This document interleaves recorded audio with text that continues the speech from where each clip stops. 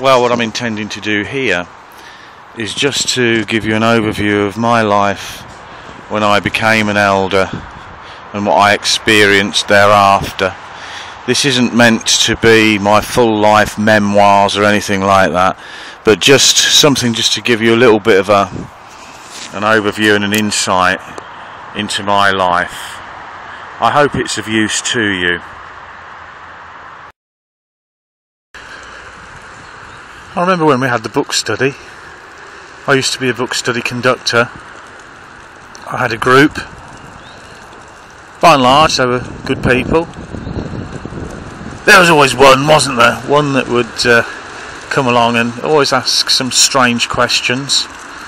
And I'm not talking about somebody who was questioning their belief, but just somebody who just wanted to be awkward, I suppose, because they probably thought that they didn't want me to be taking the group, they wanted somebody else to do it, or they wanted to do it themselves. But I had to study those books, interminable as they were, and when we were doing the Revelation Climax in Your Handbook, I just didn't get the references to Cedar Point, Ohio. I just kind of went along with it on faith. It was most bizarre to me how Scripture and Revelation could have anything to do with a bully like Rutherford at Cedar Point, Ohio. It was just something I didn't get.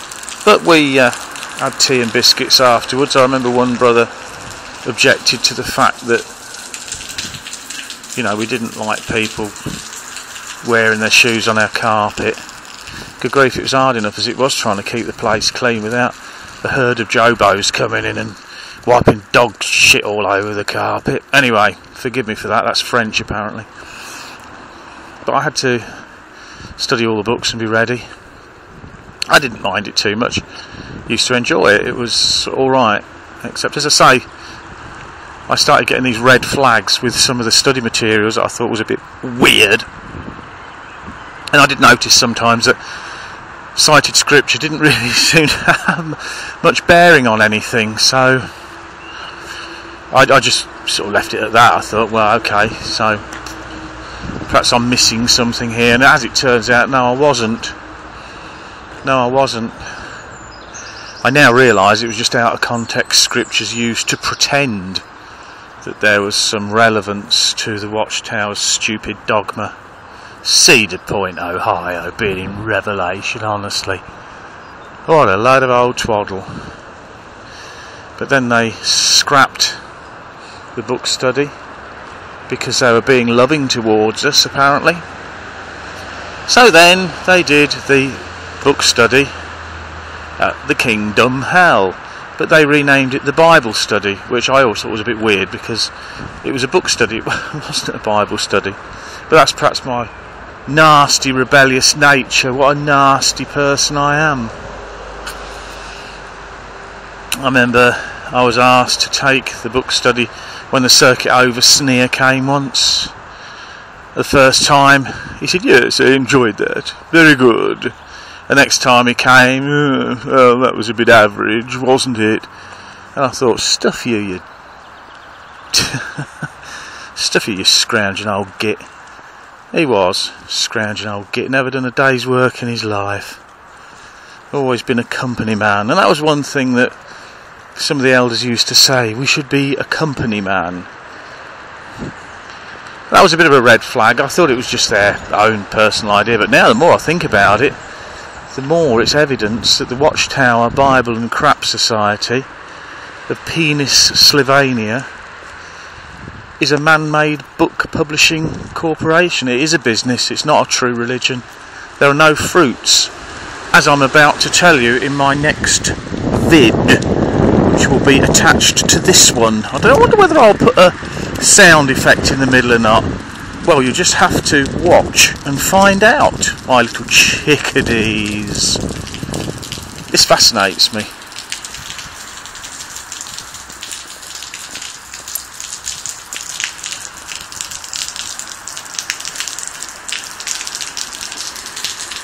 Fades out.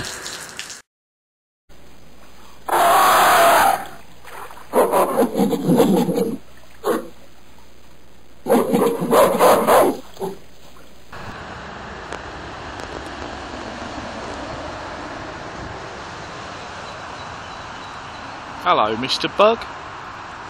Well, you're not very afraid, are you? Look at you. There you go. There you go. We call these ladybirds in the UK. I think probably the Americans call them ladybugs, I think. What variety have we got here? Yeah, you see these little spots on there? Very interesting. It's been raining. Look at this lot. Well, anyway, when I was a ministerial servant, I was groomed to give talks because I was all right nattering on the old platform. You know, I could natter, I could chat, give a talk. So they gave me a symposium where I did the first bit, and another elder came along and ruined it. Then when I was an elder, I was giving talks all on my little lonesome. In the end, as I probably mentioned, I was in charge of the public talks in so much as I'd arrange for who went where and who came to us. I enjoyed giving public talks out. It was nice. I felt as if I was being useful. Hear that? Like a flood, innit? So I felt as if I was being fairly useful, and I could natter, and I went round and we got to know different people, and my family made different friends out of different congregations we went to. One of the things that they did was they'd pay your travelling expenses. I think probably at that time the going rate was waterfall, isn't it? Something like around about £10. I don't know what that is in US dollars. I mean, it's probably something like, I don't know, $18 to $20, is it?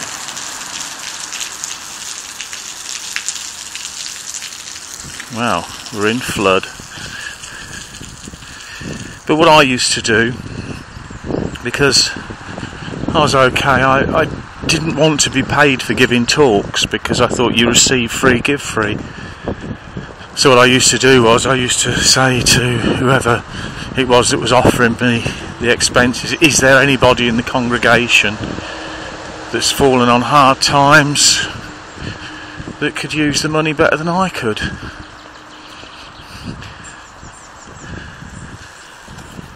And that kind of depended on whether you actually got offered sort of hospitality money or travelling expenses. Some congregations would do their best not to offer anything. They were taking a leaf out of the Watchtower's book there, and some would automatically offer. I never asked,